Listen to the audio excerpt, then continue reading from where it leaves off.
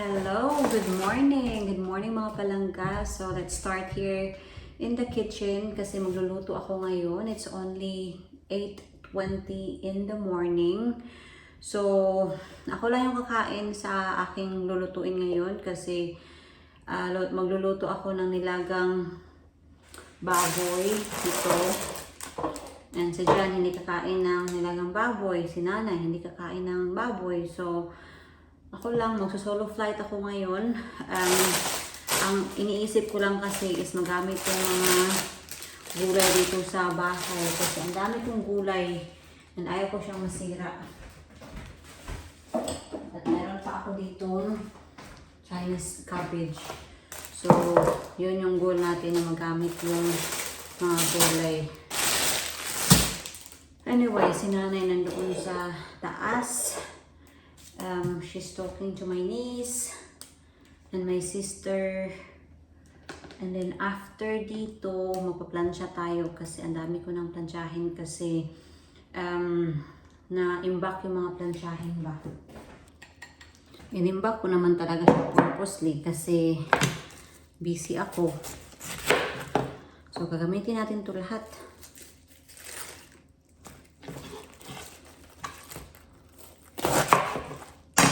Ganun na yung paghiwa natin. Yan.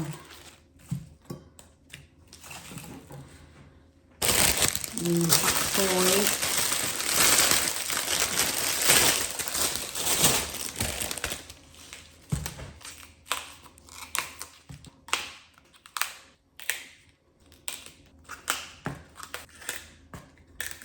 Masarap kasi ito pag mga palangga ba.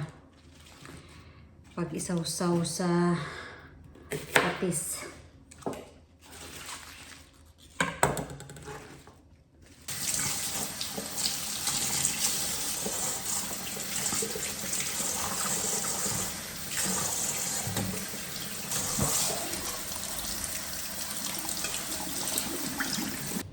Mapapainit na ako ng tubig. Lalagay ko na yung sibuyas, peppercorn, and then yung baboy.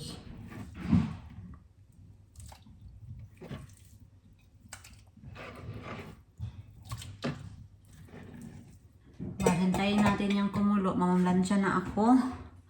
So si Nanay nagbabacuum na din. Nandoon siya sa taas. Mayroon tumatawag sa kanya. I'm pretty sure that's my family. So, yun yung aking planchahin. Ito yung sinasabi ko sa inyo na may mancha talaga sa my collar area. Hindi na siya masyado masama. It's still a bit yellow. Thank you sa mga tips. Sabi nyo, gumamit daw ako ng Zonrox na violet, yung pang decolor. Kaso wala tayo dyan dito sa UK. And trinay ko na din ng baking soda, lagyan ng vinegar. Ano talaga, I think it helps a little bit, but the stain is not completely gone. Pero it's a lot better, I would say.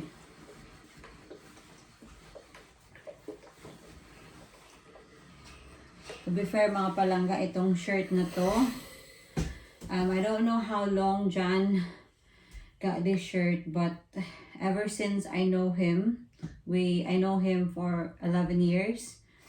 I don't know, so mga 15 years na siguro tong na to, damit na to. Or more pa nga siguro, I don't know, but yeah, kung hindi na matatanggal yung stain, then will be.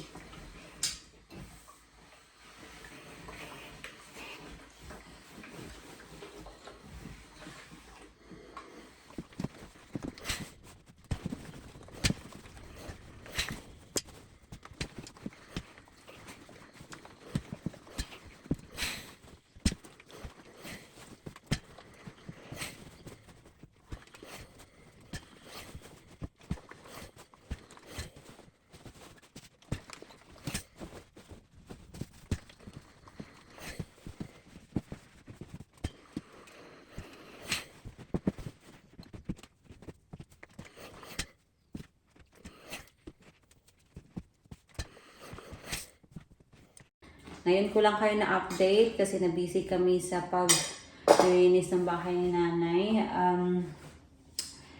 Sobrang maalikabok pa rin talaga yung bahay kasi of course ongoing pa yung dito sa bahay, renovation. Pero at least medyo malinis-linis na ba?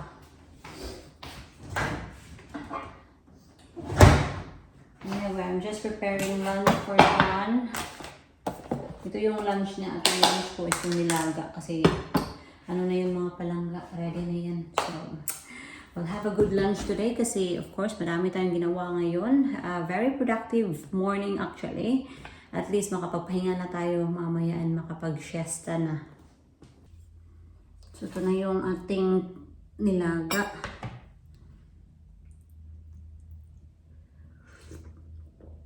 Sarap.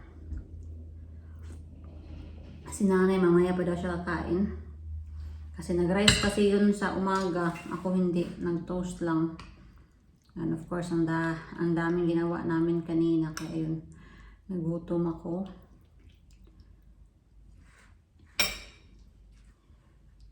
Kaunting-kaunti lang talaga yung karne na nilagay ko dito. Majority dito is gulay.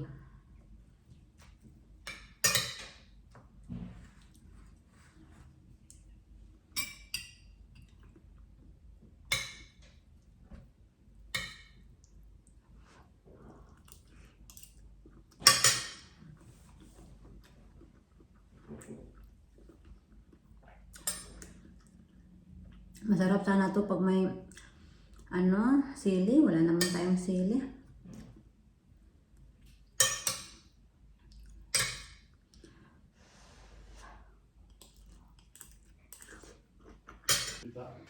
Anyway, just a little update dito sa bahay kasi medyo matagal-tagal din akong hindi nakapag-update sa inyo.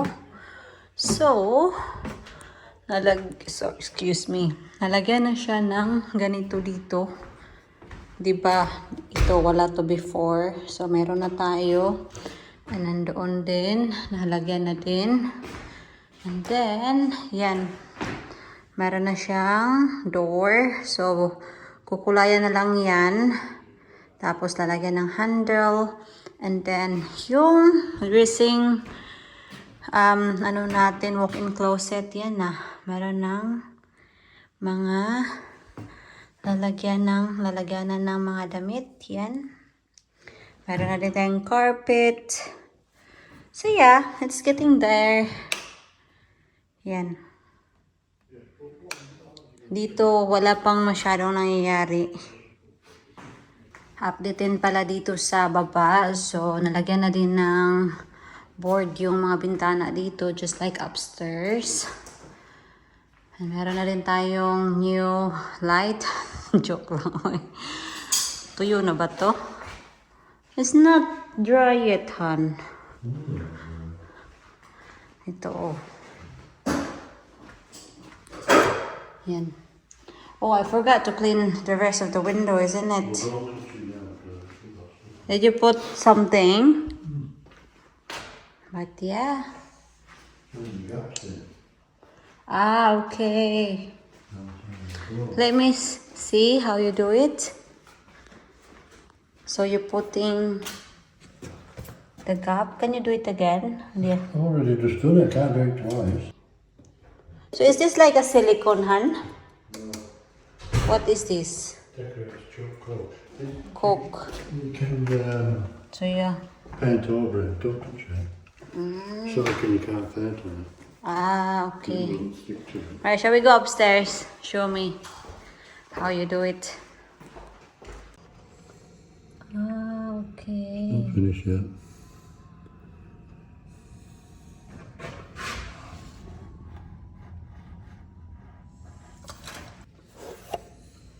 Quick, let me see.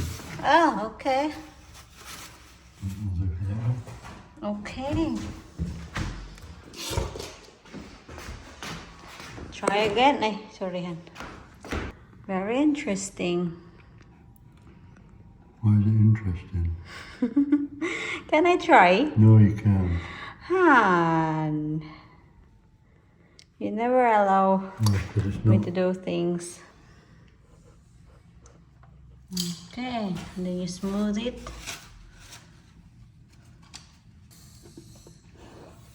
Ganyan lang. Para i-smooth.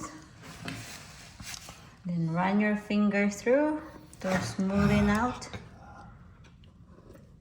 Oh dear.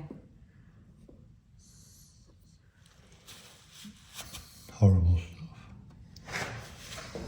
There's a little bit of thing here. Huh? Let's see. Yeah, that's better. Yeah. And you can paint over it, isn't Once it? it's dry, yeah. Okay. Right. Yeah, that's it. Thank you. Yan lang naman ako. Curious lang naman ako sa pinaggagawa niya dito. Anyway, yung time nga pala dito is 3:54 na ng hapon. Nagsasaing na ako. And yung hapunan ni Mr. Pork sweet and sour. Prinito ko na yung baboy kasi pag sweet and sour ako, nilalagyan ko siya ng coating yung butter ba. Yan. There, crispy na yan.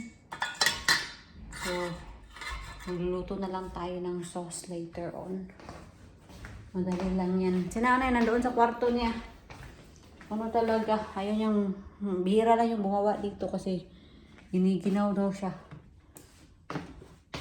She needs to keep moving naman.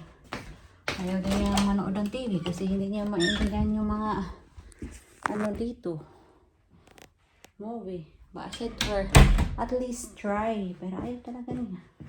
Nagsisimula na ako magluto para sa ating sweet and sour. Pero kulang tayo ng ketchup. Well, remedyohan natin yan. So, ang gagawin ko na lang, kasi di ba ang ketchup pampalapot. And normally ako, pag gumagawa ako ng sweet and sour, hindi talaga ako naglalagay ng cornstarch. So, maglalagay ako ng cornstarch. Gagawin natin yung slurry. Ito na, nagisa na ako dito ng onion, red and green pepper.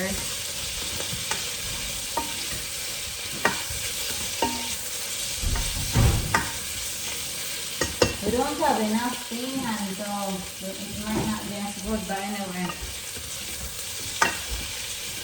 You're making excuses before it's even ready. So ito na yung ating sweet and sour. Kain!